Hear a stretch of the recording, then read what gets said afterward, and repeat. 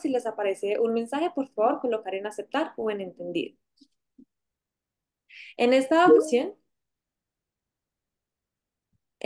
ocasión, la profesora Laura Muñiz de la Universidad de Oviedo en España presentará la experiencia titulada El papel de la retroalimentación en el desarrollo de la competencia matemática.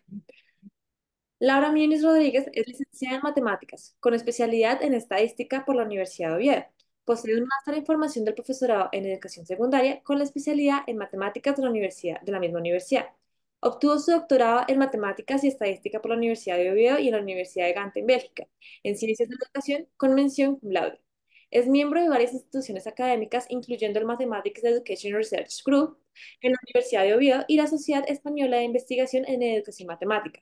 Ha realizado estancias de investigación en instituciones internacionales y es autora de numerosos artículos y contribuciones en congresos sobre la didáctica de la matemática, con énfasis en la formación del profesorado, el empleo de juegos y materiales manipulativos como recursos didácticos para la enseñanza y el aprendizaje de las matemáticas, el uso de la retroalimentación en la mejora del proceso de enseñanza y el aprendizaje de las matemáticas al diagnóstico de las dificultades a las que se enfrenta el profesorado y el alumnado en educación secundaria en la enseñanza y el aprendizaje de las matemáticas y en particular en estadística y en probabilidad.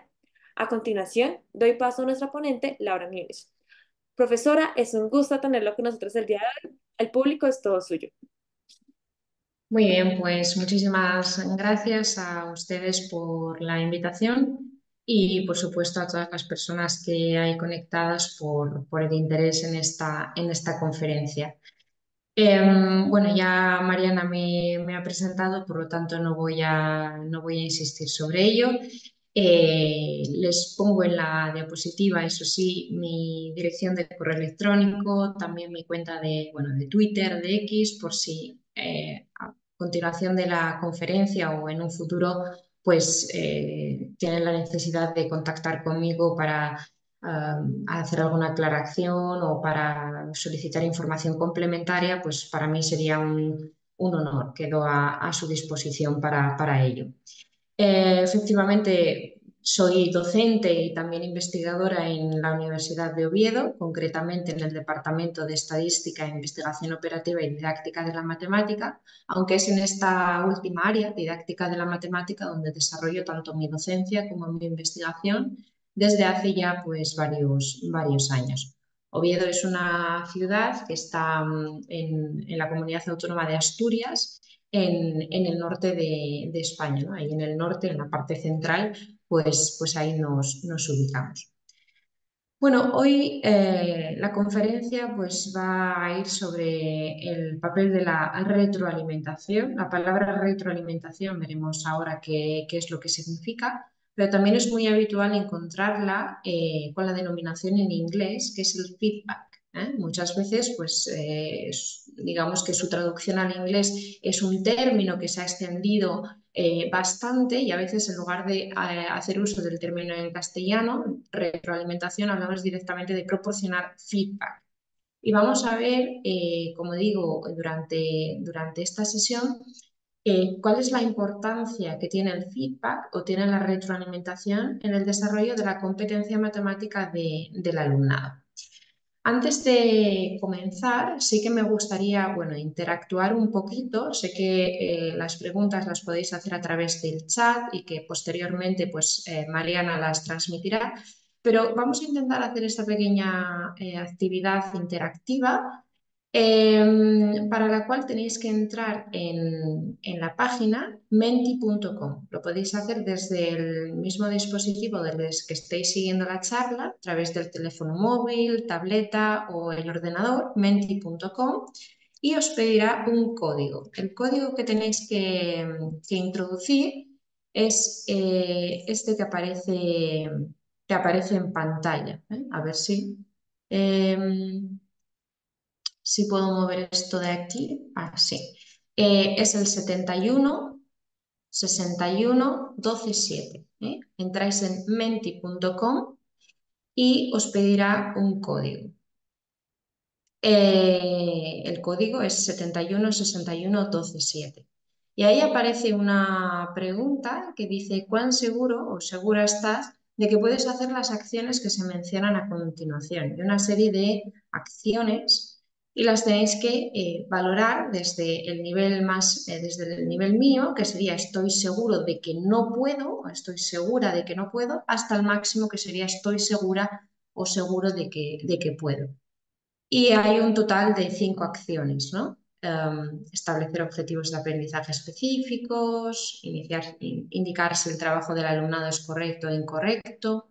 Bueno, me gustaría, para conocer un poquito digamos, el estado de los participantes, que fuerais completando esta pregunta indicando ese nivel, ¿eh? Mientras lo vais completando, voy a ir comentando alguna peculiaridad para, bueno, aquellos que ya hayan finalizado. Esta página web o esta aplicación, realmente vosotros estáis accediendo a menti.com, pero el nombre de la plataforma completo es Mentimeter, Mentimeter, escrito en castellano. Es una aplicación que justamente viene muy bien para proporcionar retroalimentación al alumnado, ¿eh? Luego intentaré poner algún ejemplo práctico sobre cómo servirnos de esta aplicación para ello, pero bueno, ya de antemano que lo sepáis. Um, Además de este tipo de preguntas, podéis hacer preguntas de otra tipología gracias a esta plataforma. Y como simplemente dos curiosidades, fijaos que aquí en la parte inferior derecha, ese número que aparece, ese 6, ahora mismo indica que hay 6 personas que ya han contestado a esta pregunta, ¿eh?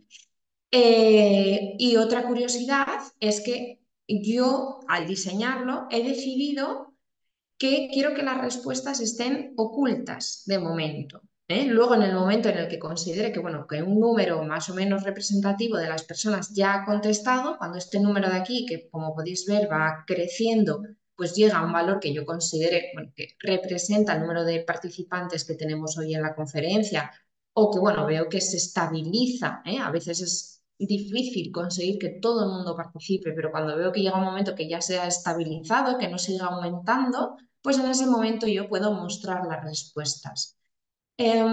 ¿Por qué? ¿Cuál es la idea de ocultar las respuestas? Bueno, la idea es que las personas que ya hayan participado no sesguen con sus opiniones la de aquellos participantes que aún están intentando entrar en la página web y, digamos, introducir el código y responder a las preguntas. Si yo las mantengo ocultas, eso permite que cada participante conteste de manera más libre, más autónoma y no coaccione, no sesgue con sus respuestas las de otros. ¿De acuerdo? Obviamente esto es algo que podéis modificar. Hay ocasiones en las que es oportuno hacerlo así, a lo mejor hay otras circunstancias en las que es, bueno, interesante que las respuestas se vayan mostrando a medida que las personas van respondiendo. Entonces, bueno, eso es algo que se puede controlar. Bueno, llevamos ya 15 respuestas y como el tiempo es limitado y tampoco me gustaría que digamos, quedasen otros contenidos sin trabajar, pues voy a darle ya a mostrar, ¿eh? Justamente ahí me dice que si presiono la tecla H, pues que me va a mostrar las respuestas.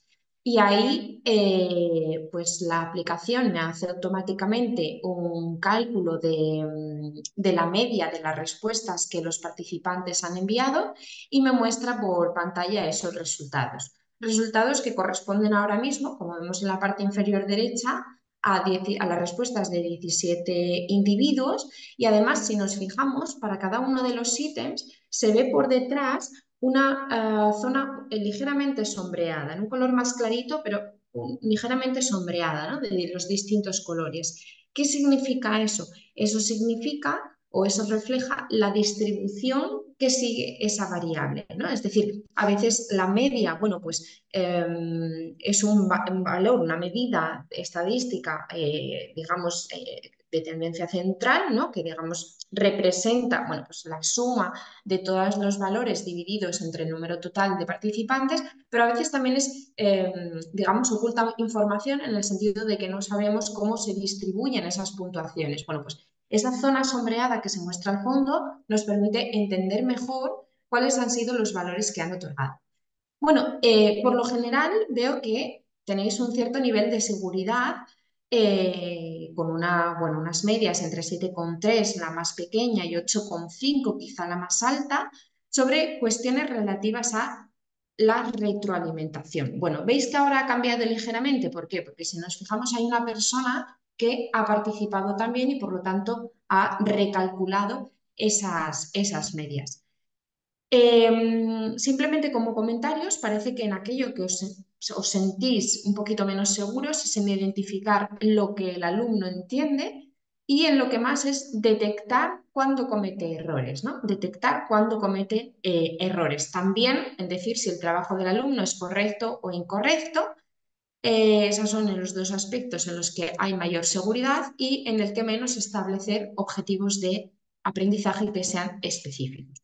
Bueno, vamos a la siguiente pregunta y digamos que la metodología es muy similar, entonces simplemente para tener, digamos, una perspectiva más amplia, me gustaría que ahora hagan lo mismo, pero con estas nuevas acciones, que hablan de proporcionar felicitaciones, proporcionar indicaciones, proporcionar información sobre lo que se entiende y lo que no, indicar cuándo es necesaria más información para resolver un problema, estrategias alternativas y para usar los datos de la evaluación para planificar futuras sesiones didácticas. Me gustaría que ahora, al igual que antes, siguiendo el mismo procedimiento, respondan, indiquen cuánto de seguros o seguras os sentís para hacer estas acciones que mencionamos aquí.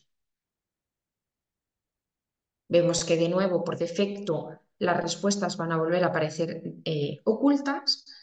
Imagino que se irá, pues mira, ya tenemos una persona que ya ha respondido, ese número irá aumentando, vamos a ver si logramos llegar al mismo valor que teníamos antes y cuando estemos ahí, bueno, pues mostraremos los valores que hemos obtenido, ¿no?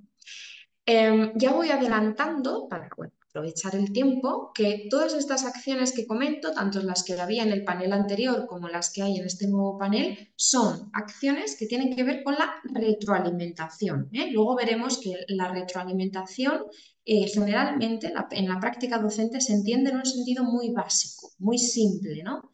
Pero para proporcionar una retroalimentación que sea efectiva, que sea útil para el alumnado, vamos a ver que tenemos que seguir un modelo, yo voy a tomar como referencia un modelo que es bastante holístico, bastante amplio, que tiene en cuenta distintas dimensiones y vamos a ver que proporcionar retroalimentación es una tarea, una práctica docente que es bastante compleja, ¿eh? No es tan simple como lo que a veces tenemos en mente.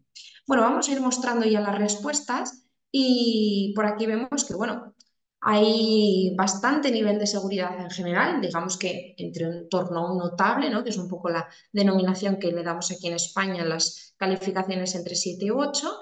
Y vemos que, bueno, proporcionar felicitaciones y recompensas anda en el 7,7, proporcionar indicaciones al alumnado es la que más alta está.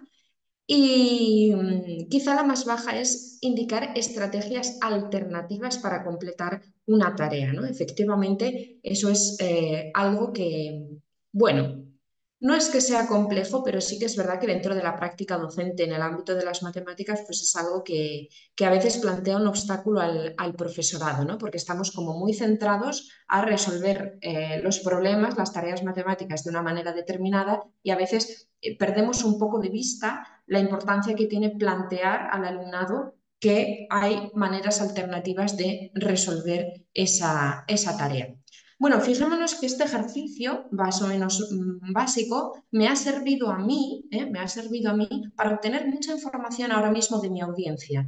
Yo estoy acostumbrada a hacer esta actividad en otros ámbitos y os puedo asegurar que los resultados que obtengo difieren, ¿eh? Sin embargo, a mí, que bueno, no conozco a los 60 participantes que hay ahora mismo, no sé quiénes son, pero a mí me ha dado un montón de información sobre quiénes son las personas que tengo delante y sobre todo su nivel o su percepción, porque al final no deja de ser una percepción, sobre el tema que vamos a tratar hoy. Bueno, vuelvo entonces a la presentación y ya vamos a ir comentando cuestiones de contenido, ¿no? Cuestiones relativas a la retroalimentación. Y la primera pregunta es, ¿qué es esto de la retroalimentación? Pues habitualmente cuando hago esta pregunta, la gente me dice, bueno, es la información que un docente da a un alumno, ¿no? Y yo digo, bueno, pues sí, es correcto, pero es una definición, así con esas palabras, es una definición que se está restringiendo. Ese es un tipo muy específico de retroalimentación. La retroalimentación, en sentido más amplio, es simplemente información que proporciona un agente, ¿eh? Un agente. Este agente puede ser un profesor, puede ser un compañero del propio alumno, puede ser un libro o puede ser incluso uno mismo. ¿Y es información sobre qué? Pues es información sobre el desempeño académico de una actividad de aprendizaje. En nuestro caso, vamos a enfocar toda la charla al ámbito de las matemáticas, por lo tanto estaríamos hablando del desempeño académico dentro de una actividad de aprendizaje matemático. Bueno, toda la charla de hoy todos los contenidos, el modelo teórico que voy a proponer para ayudarles en su práctica docente a proporcionar retroalimentación, está basado en este artículo titulado The Power of Feedback, se traduciría como El poder de la retroalimentación, que es de dos autores, John Hattie y Helen Timberlake, ya publicado en 2007, y que es para mí el referente y uno de los mejores documentos que explican la importancia de la retroalimentación y cómo proporcionar retroalimentación. Pero volvamos un momento a la definición para que nos quede ya una primera idea clara, y es que la retroalimentación no es solo información que un docente proporciona a un alumno, sino que un libro también puede proporcionar retroalimentación a un alumno. Otro compañero también puede proporcionar retroalimentación a un alumno. Y el propio alumno también puede retroalimentarse a sí mismo. Por lo tanto, ya abrimos bastante el abanico. ¿Y con qué propósito? ¿Con qué propósito se proporciona esta retroalimentación entre los agentes de distinta naturaleza? Bueno, pues el principal propósito es reducir las discrepancias entre lo que el alumno entiende y lo que el docente tiene como objetivo de aprendizaje que ese alumno debería saber. ¿De acuerdo? Es decir, nosotros como docentes siempre planteamos al alumno unos objetivos de aprendizaje que describen, ¿no?, en manera de competencias generalmente, qué es lo que el alumno tiene que ser capaz de hacer al finalizar, bueno, pues ese contenido que se está trabajando.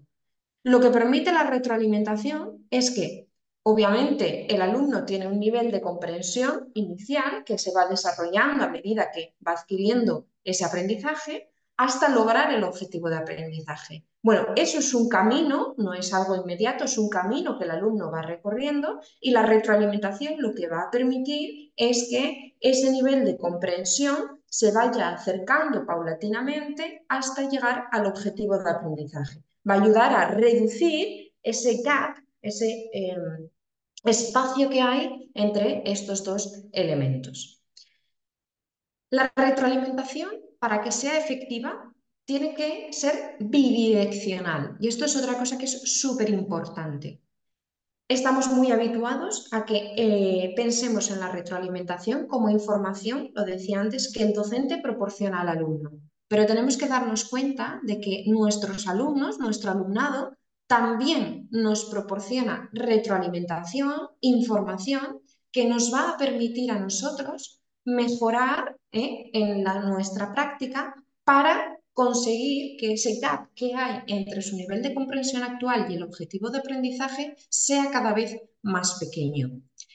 Cuando un docente proporciona retroalimentación al alumno, generalmente, bueno, pues lo que hace es proporcionar información sobre los errores que está cometiendo, sobre ciertos conceptos que a lo mejor, bueno, pues no ha comprendido o tiene dificultades para comprender o ha comprendido de manera errónea.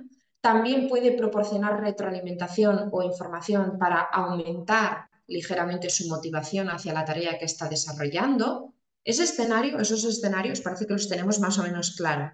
Ahora, ¿cómo el alumno o para qué el alumno proporciona retroalimentación al docente? Bueno, pues por ejemplo, para saber el éxito o falta de éxito que las estrategias de aprendizaje, las metodologías, los recursos que estamos empleando tienen verdaderamente para que el alumno comprenda las matemáticas.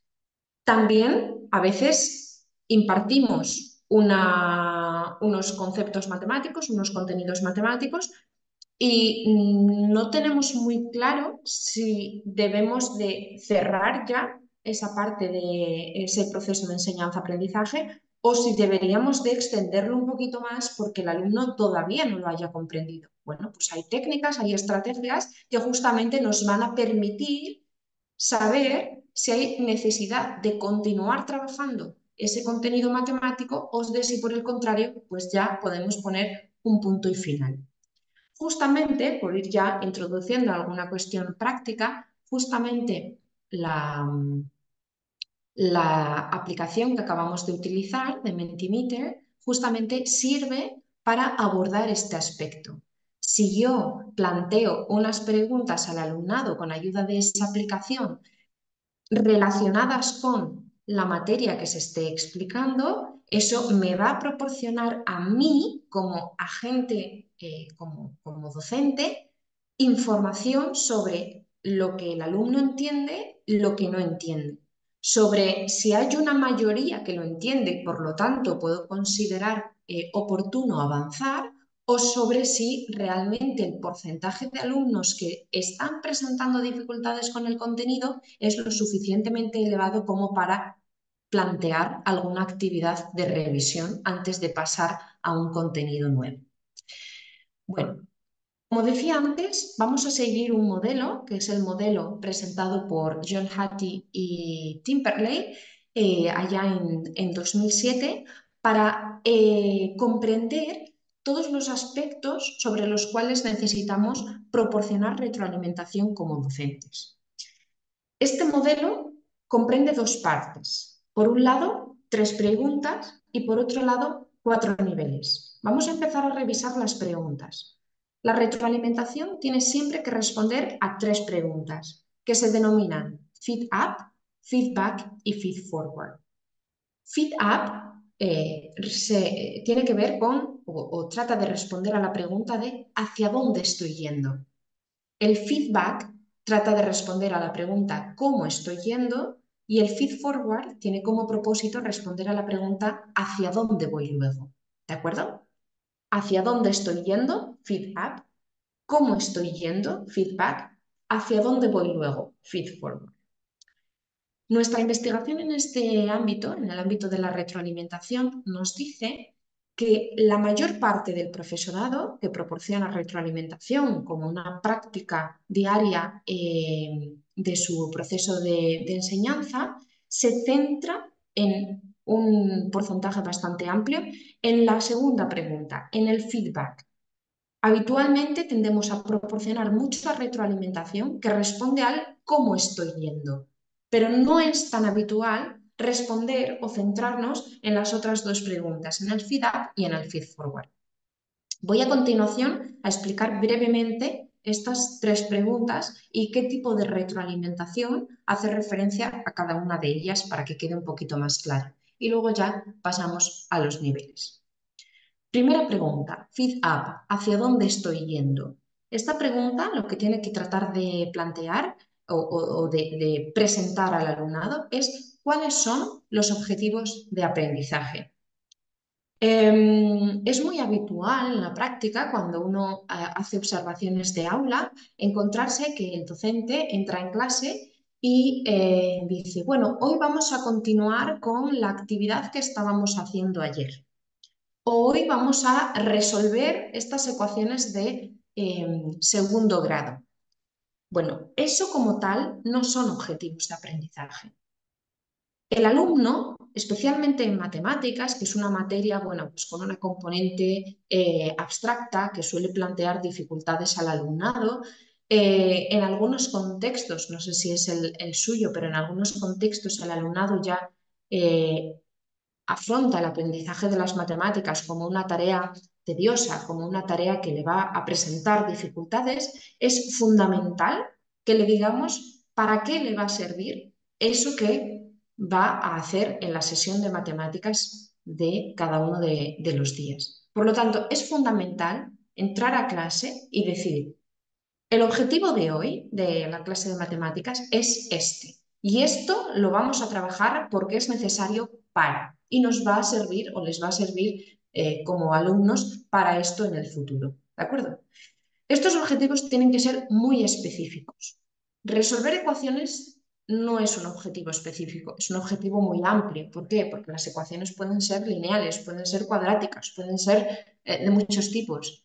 Podemos estar resolviendo ecuaciones en un contexto puramente numérico o podemos estar resolviendo ecuaciones en un contexto real, ¿no? Para resolver problemas cotidianos, para resolver problemas de la actualidad. Bueno, hay que elaborar, plantear objetivos de aprendizaje que sean específicos. Y también tienen que informar un poquito al alumno sobre a qué nivel, qué nivel esperamos de ellos, qué nivel de rendimiento es el que deseamos que logren. Porque, vuelvo a lo de antes, resolver ecuaciones, ahí no estamos diciendo con qué nivel queremos que logren ese objetivo, ¿no? Tampoco mediante qué técnica, porque las ecuaciones se pueden resolver de distintas maneras. Bueno, ¿con qué método? ¿Qué método es el que vamos a aprender? Es muy habitual, al menos aquí en España, es algo con lo que nosotros criticamos bastante desde el punto de vista de la investigación, y es que cuando hacemos observaciones de aula en las escuelas, tanto en primaria como en secundaria, cuando el niño abandona el aula y llega a casa y su familia le pregunta, ¿qué has aprendido hoy? A los alumnos les cuesta responder. Si les preguntas qué han hecho hoy, eso ya les cuesta un poquito menos y te dicen cosas que han hecho, a veces un poquito inconexas. Bueno, eso es fundamentalmente porque en el aula no se ha hecho un resumen, no se ha hecho una presentación de qué es lo que se iba a abordar. Y por lo tanto el alumno se va a casa con la idea de que sí, ha estado trabajando, ha hecho cosas, pero no sabe para qué ni por qué. Feedback, ¿cómo estoy yendo? En lo relativo al cómo, siempre hace referencia a un progreso, a un proceso. Por lo tanto, esta pregunta va dirigida a qué progresos se están realizando para conseguir esos objetivos de aprendizaje que habíamos delimitado previamente. Esto lo que nos informa es sobre el éxito o el fracaso de un resultado o de un proceso. Fijémonos que aquí no nos limitamos a hablar del resultado. Hacemos referencia también al proceso, al procedimiento para llegar a ese resultado. Y siempre tiene que estar relacionado con los objetivos de aprendizaje que se habían establecido previamente. Por último, el feed forward es como el paso de después. ¿Hacia dónde voy luego? Es decir, todo esto que he logrado hasta ahora, tenía mis objetivos de aprendizaje, he hecho este progreso para alcanzarlos. Bueno, ¿qué puedo hacer ahora para lograr un mayor progreso? ¿O para qué me va a servir todo lo que he hecho hasta ahora para mis futuros objetivos de aprendizaje?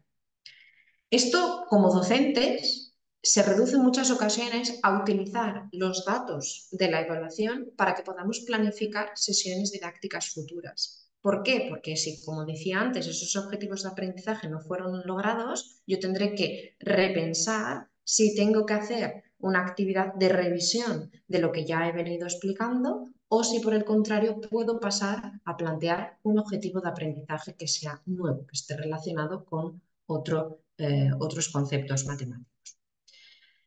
Como decía antes, el modelo contempla dos dimensiones. Por un lado, esas tres preguntas que acabamos de responder, feed up, feedback y feed forward. Y por otro lado, intenta ir dirigida a cuatro niveles, que son tarea o producto, proceso, autorregulación y persona. Persona se refiere a uno mismo. De estos cuatro niveles, vamos a ver ahora qué significa cada uno. Es curioso que la mayor parte de la retroalimentación que existe en las aulas va dirigida a la tarea o al producto o a la persona, pero los dos niveles intermedios, el proceso y la autorregulación, en muchos casos se ignoran. La retroalimentación dirigida a estos dos niveles es en ocasiones muy escasa y eso es un grave error, porque curiosamente son los dos niveles que tienen mayor influencia en el proceso de enseñanza y aprendizaje y en el rendimiento del alumnado. Revisando un poquito uno a uno en qué consiste, La retroalimentación dirigida a la tarea o al producto lo que informa es sobre cómo se está desarrollando la actividad. Generalmente lo que nos dice es si el resultado o la respuesta que ha logrado el alumno es correcta o es incorrecta. Y ahí tenemos algunos ejemplos. Pues la solución x igual a 5 no es correcta. Eso sería retroalimentación dirigida hacia la tarea o hacia el producto. O te falta indicar la solución al problema. Mira el ejemplo que resolvimos antes e intenta corregir tu trabajo. Todo esto es información que va dirigida a la tarea o al producto. Es bastante habitual y es con lo que todos habituamos a relacionar esta idea de retroalimentación o de feedback. Sobre el proceso.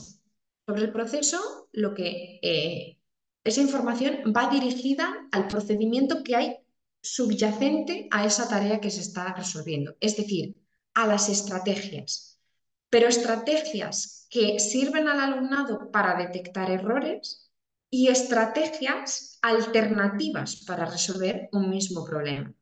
Algunos ejemplos. ¿Cómo podrías simplificar este proceso de resolución? ¿O qué otro procedimiento podríamos aplicar? Para este tema de la retroalimentación sobre el proceso, hay un ejercicio de aula que es muy sencillo de implementar, que es el preguntar de unos alumnos a otros. Cuando pedimos que se resuelva una tarea, es habitual en algunos conceptos matemáticos o contenidos matemáticos que cada alumno haya seguido un camino diferente. Bueno, cuando en lugar de nosotros preguntar al alumno sobre su respuesta e informarle sobre si ese resultado es correcto o es incorrecto, o si ese procedimiento es correcto o es incorrecto, es mucho más eficaz para el proceso de enseñanza y aprendizaje preguntar a otro compañero que deseablemente haya resuelto la tarea de otra manera, que evalúe si lo que ha hecho el anterior es correcto o es incorrecto. Y también que compare el procedimiento que ese compañero ha seguido con el suyo propio, para ver cuál de los dos es más eficaz o si realmente son equivalentes, si alguno plantea una diferencia, etcétera, etcétera. Sobre la autorregulación, es la capacidad que tienen los alumnos de dirigir o evaluar su propio trabajo. Esto también es importante introducirlo en nuestra práctica. Por ejemplo, es muy habitual que el docente se aventure y se apresure a decirle a un alumno si su respuesta es correcta o es incorrecta. Bueno, no tenemos por qué hacerlo así.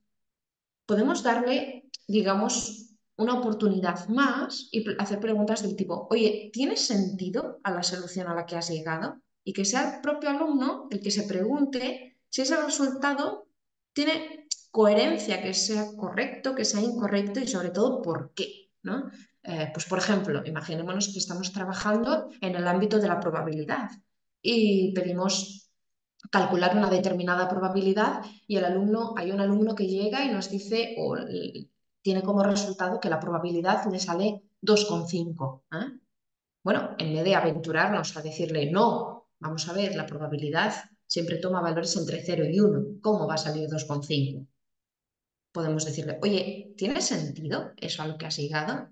Y al alumno, si previamente hemos explicado esta idea de la probabilidad, a decir, no, es verdad que no podía obtener un valor mayor que 1 ni menor que 0. Voy entonces a revisar si tengo un error en el planteamiento, si tengo un error aritmético, etcétera, etcétera. Y por último, el nivel de persona. Este nivel es muy habitual que el docente tienda a proporcionar este tipo de retroalimentación, que sería, bueno, pues evaluaciones de tipo de felicitación, ¿no? Tipo, eres muy buen estudiante, buen trabajo, esa es muy buena respuesta. Bueno, he de desvelar algo aquí hoy y es que la investigación nos dice que esta retroalimentación es la menos eficaz, por no decir prácticamente inútil, en lo que tiene que ver con el rendimiento académico. Sí que es cierto que hay investigaciones que nos demuestran que tiene cierta influencia en lo que es la motivación y a su vez la motivación tiene influencia en el rendimiento. Pero para lo que es, la relación directa con rendimiento académico no tiene ningún tipo de influencia. ¿Debemos eliminarla o no? Yo no creo que haya que eliminarla, porque es cierto que a todos nos gusta escuchar un halago de vez en cuando, la idea de, oye, he hecho un buen trabajo y está bien que alguien me lo diga, ¿no? Un compañero o el propio docente. Pero lo que tenemos es que complementarla con los otros tipos de retroalimentación que hemos comentado hoy. No podemos reducir la retroalimentación a esto. Y por desgracia, es muy habitual que esto sea así. Por lo tanto, a modo de resumen, ese modelo para proporcionar retroalimentación, que como comentaba antes es de Hattie y Timperlake, propone que hay que responder a 3 preguntas, feed up, feedback, feed forward, y tiene que ir dirigida a 4 niveles: tarea o producto, proceso, autorregulación y persona. A veces cuando cuento este modelo, la gente dice, Laura, eso es muchísimo trabajo. ¿Cómo voy a implementar yo en el aula de hoy para mañana, ¿no? Todo esto? Si la retroalimentación que vengo haciendo es muy pequeñita, realmente pues hago algo de feedback y sobre todo sobre tarea y persona. ¿Cómo hago para llegar a implementar un modelo tan holístico, tan general? Bueno, hay que ir poquito a poco, hay que ir introduciendo en nuestra práctica pequeñas acciones. Por ejemplo, el FIDAP. El FIDAP es relativamente sencilla. Es sencilla la idea de llegar al aula y establecer de manera clara objetivos, de aprendizaje que sean específicos, que sean claros, presentarlos, que el alumno sea consciente. Bueno, pues vamos a intentar durante unas sesiones ir introduciendo esta práctica hasta que sea un hábito. Y cuando ya sea un hábito, pues digo, bueno, pues ahora cojo otra vez el modelo y voy a intentar introducir otra rutina, otra práctica relacionada con la retroalimentación. Y así poquito a poquito iremos mejorando nuestra práctica docente y veremos que vamos proporcionando retroalimentación cada vez más completa y más efectiva para el alumnado, que por supuesto tendrá sus efectos positivos. Por documentar un poquito y por darle también un poquito de fuerza a esto que estoy contando, hay mucha investigación al respecto. Esta, por ejemplo, son unos indicadores que están extraídos de otra referencia, que es la de Hattie 2009, que para mí es un libro muy bueno, no es solo sobre retroalimentación, es sobre educación en general, todos los factores que afectan al proceso de enseñanza-aprendizaje y la fuerza con la que cada uno de ellos la fuerza con la que cada uno de ellos influye en ese proceso. Y aquí, fijémonos, nos indica el nivel de impacto que tiene los distintos tipos de retroalimentación. Ahí vemos que la felicitación, en comparación con otras técnicas, tiene una influencia muy pequeñita, en comparación con, por ejemplo, retroalimentación en forma de vídeo, de audio. También la diferencia entre feedback inmediato, no inmediato. Cuanto más inmediato sea el feedback, mejor también, porque el alumno tendrá fresco lo que ha hecho, ese proceso que ha salido, cuáles eran los objetivos de aprendizaje. ¿De acuerdo? Bueno, antes de ir terminando, no quisiera yo alargarme. Luego en las preguntas, si queréis, puedo extenderme en alguna parte un poquito más si hay algo que no haya quedado claro. Pero unos pequeños tips and tricks, ¿no? Unos pequeños consejos. Tenemos que intentar siempre vincular la retroalimentación con el objetivo que se quiere alcanzar, ¿vale? O sea, la retroalimentación y los objetivos de aprendizaje van de la mano. Y si no recuerdo mal, antes cuando hice las preguntas iniciales, lo de establecer objetivos de aprendizaje era uno de los indicadores en los que salía una media un poquito más baja. Por lo tanto, tened claro que eso es algo importante. Tenemos que tener en cuenta también que la información tiene que estar centrada en lo que va a venir después, en los futuros razonamientos. No es algo, las matemáticas no son compartimentos estancos. No es, bueno, pues ahora estudio esto, enseño esto a mis alumnos y ya está. No, se lo enseño ¿para qué? Bueno, es para resolver un problema matemático futuro, es para resolver una situación práctica real. ¿Para qué es? ¿No? Tiene que ir ligado a los razonamientos y un poco a la razón de ser de esas matemáticas. Hay que evitar comentarios que comparen a los alumnos. No se trata de eso. Cuando antes decíamos, fulanito, ¿qué te parece el razonamiento que ha seguido este otro alumno? La idea de hacer eso es que activen su razonamiento matemático para evaluar el procedimiento de otro, no para comparar que uno sea mejor que otro, ¿vale? La comparativa entre alumnos sabemos que es algo que no debería realizarse y por lo tanto no es algo que pretendamos con esta idea de retroalimentación. la retroalimentación tiene que ser clara. Los alumnos tienen que saber de lo que estamos hablando cuando estamos proporcionando este tipo de información. Y también tenemos que prestar atención al momento en el que se hace. Si vemos que la clase, el grupo de alumnos está muy disperso, que al final de la sesión pues ya está agotado y que realmente ese ejercicio de retroalimentación no va a tener relevancia porque el alumno ya está disperso, está cansado y ya quiere hacer una pausa o pasar a otra cosa, pues no lo hagamos, ¿eh? No lo hagamos porque realmente va a ser quizá una pérdida de tiempo. Y la retroalimentación es más eficaz cuanto información más concreta contenga. Algunos consejos más. Tenemos que, esto es una herramienta, no es un objetivo. Por eso decía antes, id incorporando estas prácticas poquito a poco en vuestra rutina. No hay que centrarse solo en lo que está mal. A veces también es importante discutir, debatir, proporcionar retroalimentación sobre respuestas correctas del alumno. Hay que dejar espacio para el diálogo. La retroalimentación es algo que va a llevar tiempo, ¿de acuerdo? Pero todavía estaba esta semana en un encuentro con otra compañera de Barcelona y decía, ¿qué preferimos en un tiempo determinado? ¿Hacer 5 ejercicios iguales y que estén regular o hacer un ejercicio y que esté muy bien? Bueno, pues yo prefiero hacer un ejercicio con mis alumnos, ¿no? Que hay que distinguir un poquito entre la práctica productiva y la práctica reproductiva. Hacer muchas actividades de manera reproductiva, de manera automatizada, eso no va a mejorar el rendimiento del alumnado, ni la comprensión, ni el desarrollo de la competencia matemática. Vale más hacer muchísimas menos, dejar espacio para el diálogo, abordar los aspectos que sean resuelto de manera correcta, incorrecta, evaluar los procedimientos, etc. Y bueno, pues como decía antes, hay que tener en cuenta los 4 niveles de retroalimentación y las 3 preguntas, ¿eh? Es decir, hay que centrarse en este modelo de Hattie y Timperley. Bueno, traía algunos casos prácticos, ya he estado hablando casi unos 40 minutos, por lo tanto, bueno, yo creo que voy a avanzar un poquito, luego si eso vuelvo atrás, y los comentamos. No obstante, yo la presentación se la he enviado a Mariana, ella por lo tanto puede compartirla con ustedes si lo considera necesario.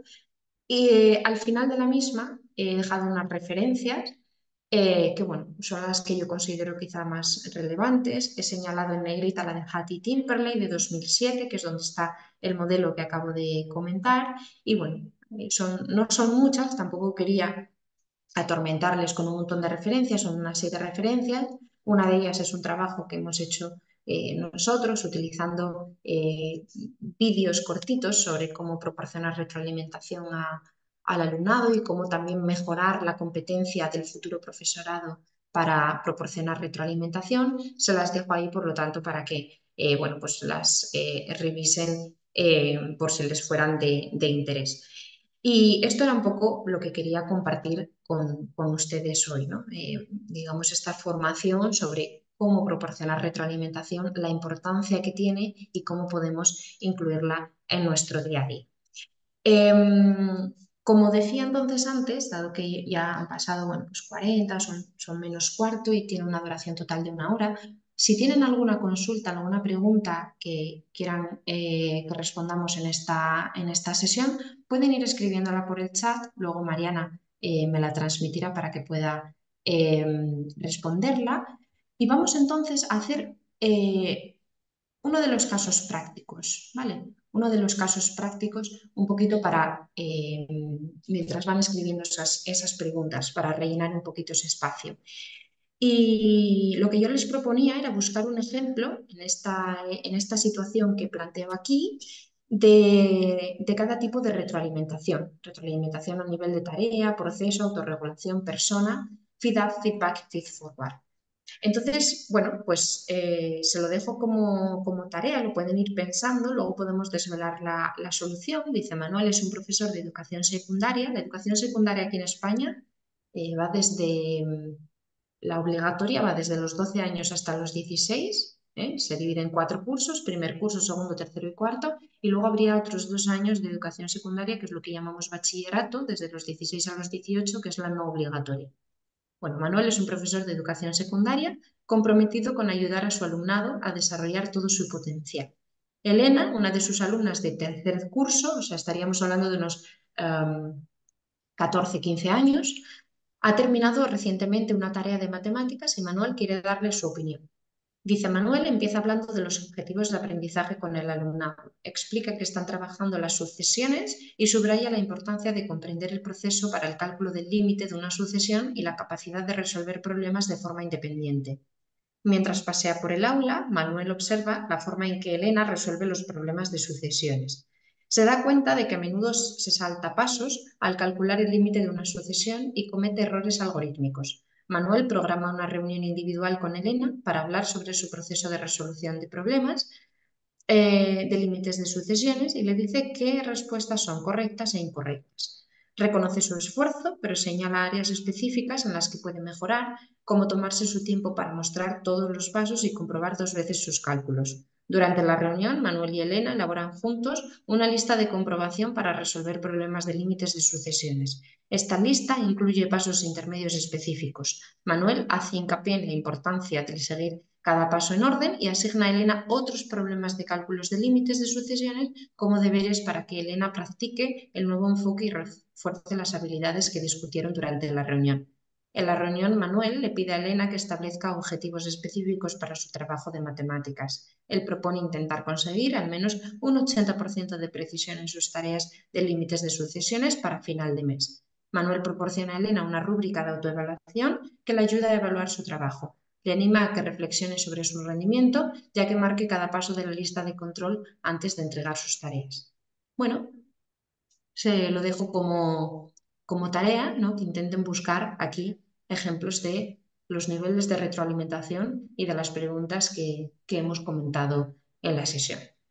Mientras, pues Mariana, si ha habido o hay alguna pregunta en el chat, pues estoy encantada de responderla.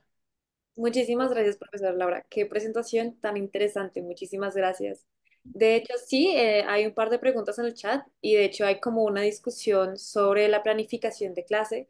Me preguntaba si mientras acumulamos más preguntas en esta, dado inicio oficial a la sesión de preguntas, si puedes comentarnos un poco sobre cómo balancear esta idea de que debemos hacer estas 3 preguntas, de que esta es la forma en la que se hace la retroalimentación, que los objetivos deben tener estas características con esta idea de que la planificación debe ser flexible, como que hay muchas personas en el chat hablando de que la planificación debe ser flexible y depende como de cada aula, persona y cosas por el estilo. Si nos puedes comentar un poco al respecto. Sí, claro, por supuesto. Bueno, agradezco el interés, ¿no? Sobre este hecho. Al final, si nos vamos al modelo de retroalimentación, voy a moverme un poquito de nuevo hacia esa diapositiva donde estaba el modelo holístico de Hattie Timberlake. Aquí al final lo que nos da son unas indicaciones, pero no nos restringe, digamos, yo no creo que esto interrumpa una programación flexible. Es decir, luego cada uno de nosotros podemos programar la sesión de una manera o de otra, pero estas son cuestiones genéricas que podemos introducir de una manera, bueno, pues más o menos sencilla en nuestro día a día. Es decir, considero que no hay muchas técnicas para hacer esto y considero que, bueno, es interesante, por ejemplo, si empezamos con el feedback. ¿Cómo establecer los objetivos de aprendizaje? Bueno, llegar al aula y informar al alumnado de lo que vamos a hacer es algo que lleva 2 minutos, más o menos, ¿no? Digamos que esto es flexible con cualquier tipo de programación que hagamos. ¿A qué va a ayudar? Va a ayudar a que el alumno entienda qué es lo que va a hacer después y que se vaya de clase con la idea de qué es lo que ha hecho. Durante ese procedimiento, bueno, durante esa tarea matemática que hagamos, pues obviamente tenemos que ser conscientes de que el alumno sabe qué errores ha cometido. Eh, Recibe algún tipo de felicitación, si queremos, por su trabajo. Podemos implementar técnicas de trabajo cooperativo para que coevalúen, ¿no? La coevaluación ahora está bastante de moda y al final no deja de ser una técnica de retroalimentación, pero lo que tenemos que intentar es que esa coevaluación no vaya dirigida al proceso, al resultado final, sino que preste atención al razonamiento que han seguido los alumnos, ¿no? Y luego, finalmente, también considero que es relativamente sencillo hacer un ejercicio de metacognición al final de la sesión, donde bueno, pues al alumno sea consciente de qué es lo que ha hecho en esa sesión y para qué le va a servir. Si es algo que le va a servir para una futura tarea matemática o para su día a día. Yo siempre hablo de sesiones. ¿Por qué? Porque considero que es relativamente sencillo incorporar estas técnicas en una sola sesión y en todas las sesiones, pero obviamente tampoco hace falta que sean todas. Si eso, digamos que les presenta a ustedes dificultades como docentes para integrar esto en todas las sesiones, si ven que con la programación que tienen pues es algo que es complicado, bueno, pues pueden hacerlo en algunas sesiones y en otras no, ¿no? Lo ideal sería hacerlo en todas, pero bueno, desconozco ahora, bueno, pues cuáles son esas dificultades que se están encontrando para ponerlo en práctica en el día a día. Pero a lo mejor, bueno, no hace falta que sea en todas. Y como digo, hay muchas técnicas para hacerlo. Está la técnica del Mentimeter, hay otra aplicación que se llama Edpaddle, también sirve para alojar vídeos, incrustar preguntas y esas preguntas al final también van a servir para proporcionar retroalimentación al alumno y para que el alumno nos retroalimente a nosotros. Como decía, técnicas de coevaluación, ¿no? El trabajo cooperativo también a veces invita, por ejemplo, la metodología 1-2-4, que es una de las más clásicas de trabajo cooperativo, ayuda mucho también o favorece mucho que se proporcione retroalimentación entre los alumnos. Y luego, bueno, todo lo que son quizzes tipo Kahoots y Padlets, todas estas aplicaciones que al final lo que plantean son preguntas que los alumnos pueden responder en tiempo real y se pueden ver las respuestas de cuántos han fallado, cuántos han acertado, etcétera, etcétera. Esto también son actividades que inducen y facilitan estas tareas de retroalimentación. No sé si con eso he respondido. Yo creo que sí se puede, ¿eh? Creo que no condiciona a una programación flexible, porque no es algo que esté impuesto, es algo que el docente tiene que saber utilizar y adaptar en su práctica, ¿no? En función de la actividad que está haciendo, el contenido matemático que está haciendo. Por eso creo que estos tips and tricks que dije al final, si los tenemos en mente, creo que nos van a ayudar con esta tarea de proporcionar retroalimentación. Muchas gracias, profesora Laura. Y eso también me lleva, también se está discutiendo acerca sobre cómo es, si las matemáticas solo están relacionadas con esa parte mecánica o algorítmica, y como algunos de los ejemplos son errores que uno puede identificar como procesos algorítmicos del estudiante. Me preguntaba si podía complementar un poco esta parte de, ¿podemos identificar o existen formas de identificar errores no necesariamente asociadas a algoritmos, como algún problema de que el estudiante sumó mal esto o hizo mal este proceso en específico, si hay otro tipo de errores, o si en realidad solo se pueden identificar como ese tipo de errores como en el proceso? Y también su opinión sobre si cree que las matemáticas, al menos en lo escolar, están relacionadas solo a esta parte mecánica o algorítmica. Claro, bueno, es una pregunta, la verdad que muy interesante. No sé si podré responderla en 5 minutos porque podría estar hablando de ella durante horas, ¿no? Es súper interesante ese debate. Bueno, mi respuesta es no rotundo. La matemática no es solo aritmética, no es solo algoritmos, es mucho más, ¿no? De hecho, bueno, pues me voy a ir justamente al título del seminario de hoy. Yo hablo de competencia matemática. Si buscamos qué es la competencia matemática, veremos que ahí se están enumerando una serie de capacidades, de habilidades que los alumnos tienen que tener, de conocimientos que para nada hablan de hacer cálculos, hablan de muchos más, hablan de interpretación, hablan de deducción, hablan de predicción, de estimación, es decir, hacen referencia a otros muchos procesos que no tienen que ver con la aritmética. Al final, los algoritmos pues, son una herramienta, un cálculo para obtener una resolución de un problema, pero son una parte muy pequeñita del problema, ¿no? Porque el problema, bueno, pues lo primero que hay que hacer es comprenderlo, hay que saber qué cálculos o qué operaciones son las que queremos hacer y también tenemos que luego interpretar esa respuesta a la que hemos llegado, ¿no? Cómo se relaciona con la situación que queríamos resolver. Eh, Antes mencionaba práctica productiva y práctica reproductiva.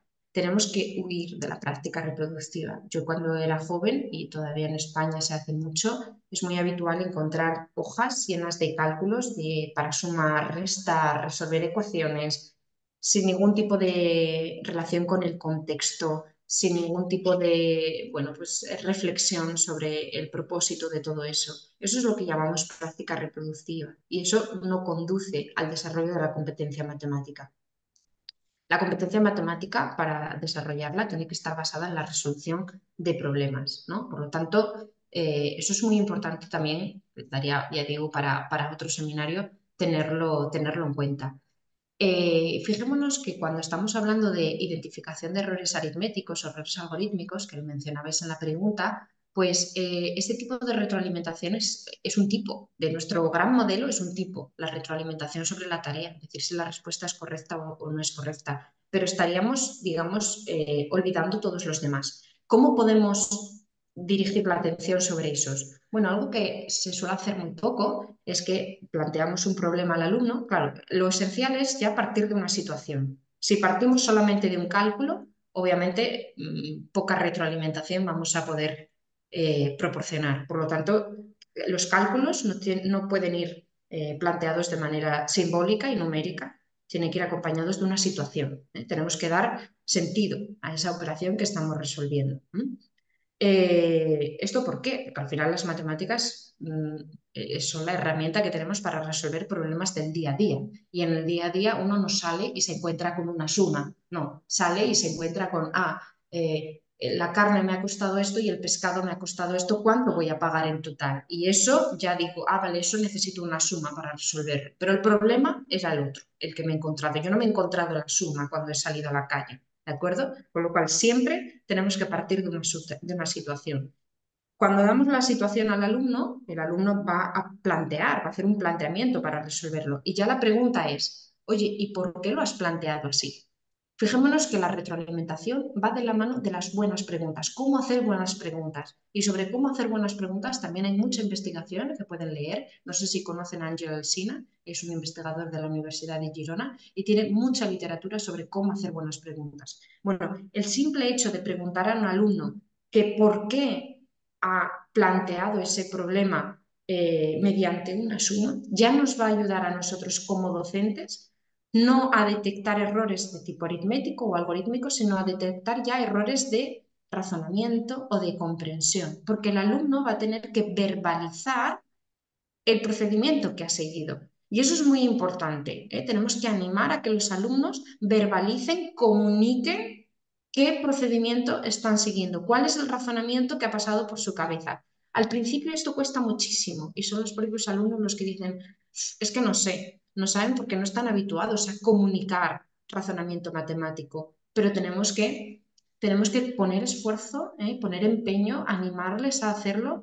El primer día va a ser duro, la primera semana va a ser dura, pero cuando entremos en esa mecánica y el alumno se vaya habituando a comunicar su razonamiento matemático, eso va a ir mucho más rápido y va a ser mucho más sencillo, ya va a ser una rutina que tengamos adquirida. Y esa práctica ya nos va a ayudar entonces a comprender o identificar errores no aritméticos, sino en el razonamiento. Por lo tanto, esto es algo que también les animo a hacer, a que trabajen con sus alumnos los procesos de comunicación. Es súper importante también. Muchas gracias, profesora Laura. Por temas de tiempo voy a hacer solo una pregunta más, pero antes de continuar, varias personas han como comentado sobre la presentación. Seguramente están muy interesados en ver los ejemplos que tenías para mostrarnos y las referencias. Les cuento que la profesora Laura muy amablemente ya nos pasó su presentación. En un momento al finalizar la sesión les voy a mostrar dónde pueden encontrarla. Ya está publicada en nuestro sitio web y en el repositorio Funes. Ahí podrán encontrar todo lo que habló la profesora Laura junto con las referencias que ha mencionado y como ven también su correo para que puedan escribirles las dudas que tengan al respecto. Entonces, si desean específicamente que les envíe la presentación, pueden escribir al mismo correo donde recibieron la invitación para esta sesión, pero ya les mostraré dónde pueden encontrar en la página web. Y como última pregunta, hay algunas preguntas relacionadas a la zona de desarrollo próximo de Vygotsky. Entonces quería saber si tú conocías al respecto y si nos querías comentar un poco sobre cómo se relaciona con este proceso de retroalimentación. Sí, bueno, al final, efectivamente, bueno, conozco porque es, digamos, uno de los fundamentos, ¿no? de todo proceso de enseñanza-aprendizaje y al final está muy relacionada con algo que es lo que empecé diciendo, que era el propósito de la retroalimentación. ¿Cuál es el propósito de la retroalimentación? Puedo volver atrás si lo desean, porque además a mí es algo que particularmente me gusta de este tema y es ese gap, ¿no? Reducir ese gap, ese espacio que hay entre lo que el alumno comprende, su rendimiento actual y el objetivo de aprendizaje deseado. Entonces, digamos que esto está directamente relacionado con esa teoría de Vygotsky, es un poco, bueno, pues la particularización o el llevado al caso concreto del papel que tiene la retroalimentación aquí. Y en cuanto a nuestra práctica, pues al final es un poco lo de antes. Tenemos que implementar actividades que nos sirvan para a nosotros, lo decía antes, esto es bidireccional, a nosotros como docentes saber dónde está el alumno. Eso es fundamental porque además los grupos, bueno, pues no son relativamente numerosos, por lo menos aquí en España la ratio es relativamente elevada, pero cada alumno es un mundo y nosotros necesitamos saber dónde está cada uno de ellos, dónde está, cuál es su nivel de comprensión con respecto a cada uno de los temas matemáticos que abordamos, dónde está el objetivo y lo que tenemos es que ir intentando acercar a cada uno de ellos a ese objetivo. Ese es nuestro objetivo como docentes y para eso es para lo que tenemos la retroalimentación, para ir acercando a cada alumno. Las técnicas que tenemos para ello, bueno, pues ya las he ido comentando. Al final se trata de, bueno, pues voy a introducir hoy al final de la sesión un quiz para ver dónde están. Normalmente estas aplicaciones no solo te sacan el resumen grupal, sino que también te sacan luego un resumen individual, por lo tanto puedes tú saber quién ha fallado, quién ha cometido más errores y, bueno, pues justamente venía en ese caso práctico que ponía al final, ¿no? Como decía el profesor Manuel, bueno, pues podemos llamar a un alumno concreto, darle una sesión especial para ayudarle a lograr ese objetivo de aprendizaje, acercarle a ese objetivo de aprendizaje. Una cuestión que, y con esto ya termino, que no quiero robarles más parte de su mañana de sábado, una cuestión importante de este tipo de aplicaciones es que sacan resúmenes globales cuando estoy en el aula, cuando estoy delante de todos. Esto es una herramienta buena porque hay muchos alumnos que tienen miedo al error, miedo a equivocarse delante de sus compañeros por el que dirán, ¿no? Porque ahora todo el mundo va a saber que yo me he equivocado. Todas estas herramientas permiten ver una media global de tal forma que cuando yo la proyecto, yo no sé quién ha contestado qué cosa, ¿no? Yo no sé quién es el que ha errado y quién es el que ha contestado de manera correcta. Y luego, bueno, pues en la discusión a lo mejor soy capaz de identificarlo, pero tampoco es mi propósito. ¿Por qué? Porque el alumno que esté escuchando y se haya equivocado ya se va a dar cuenta él solo, ¿eh? Por eso la autorregulación, la capacidad de que cada uno se autoevalúe y sepa corregir su propio error. En paralelo, normalmente todas ellas permiten descargarse luego un listado individual que a mí como docente sí que me va a dar esa información individualizada, pero ya de manera independiente y digamos que no expuesta al resto de compañeros. Y por lo tanto a mí ya me va a permitir implementar acciones concretas con un alumno concreto, un alumno que quizá, bueno, pues ese gap que tiene es muy superior al que tienen el resto de sus compañeros y a lo mejor yo considero que necesita una atención más individualizada con respecto a un tema.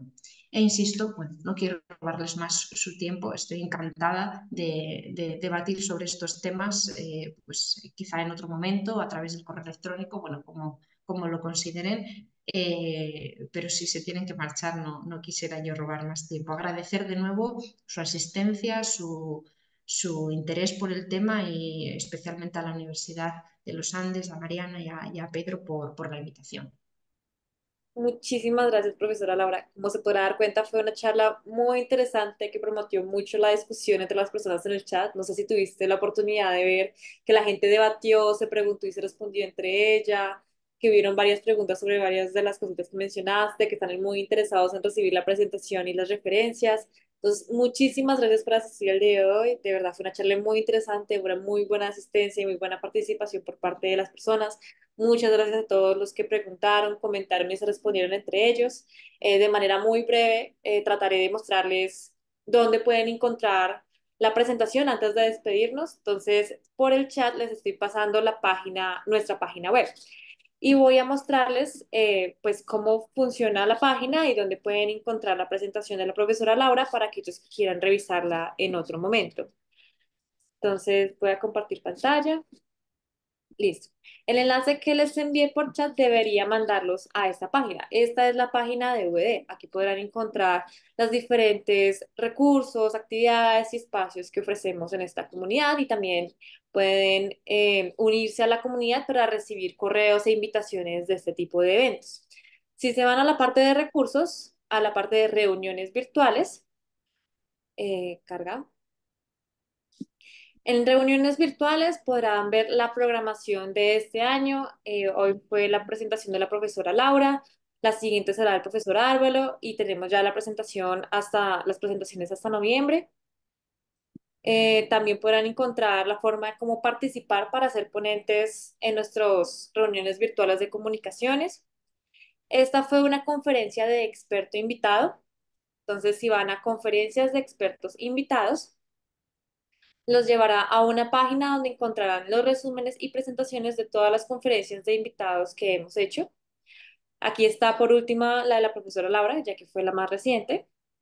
Aquí encontrarán el resumen de la presentación, encontrarán el perfil de la profesora y aquí están publicadas ya las transparencias. Si fichan en las transparencias, los llevará a nuestra plataforma Junes.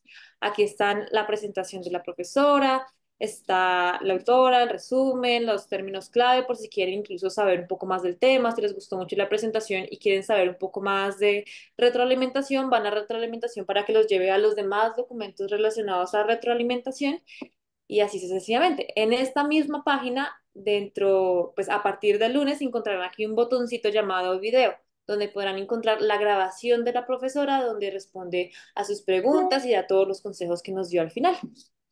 Entonces, eso sería por mi lado. Muchísimas gracias por asistir. No sé si te gustaría agregar algo, profesor Pedro. Sí, muchas gracias, Mariana. Quiero agradecer muy especialmente a la profesora Laura por esta conferencia tan enriquecedora e iluminadora que nos da luces sobre cómo como profesores no debemos estar preocupados exclusivamente por la enseñanza, sino sobre todo estar preocupados por el aprendizaje de nuestros estudiantes y de las maneras en que podemos ayudarles a progresar en ese aprendizaje. Muchas gracias, profesora Laura. Quiero agradecerle a Mariana por la organización y gestión de esta conferencia y de nuevo a todos nuestros colegas que nos han acompañado. Pues nos agrada mucho verlos. Mariana, ¿ya les contaste cuándo es la próxima reunión? No me di cuenta. Les mostré el cronograma, pero me faltó ser más específica. Este martes que viene tenemos la presentación del profesor Álvaro José Cano. Esta es una presentación de innovación.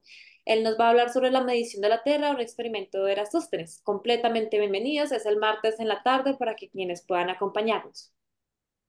Muy bien, muchas gracias a todos. Muchas gracias, profesora Laura, de nuevo. Muchas gracias a ustedes y buen día. Hasta luego, muy buen día.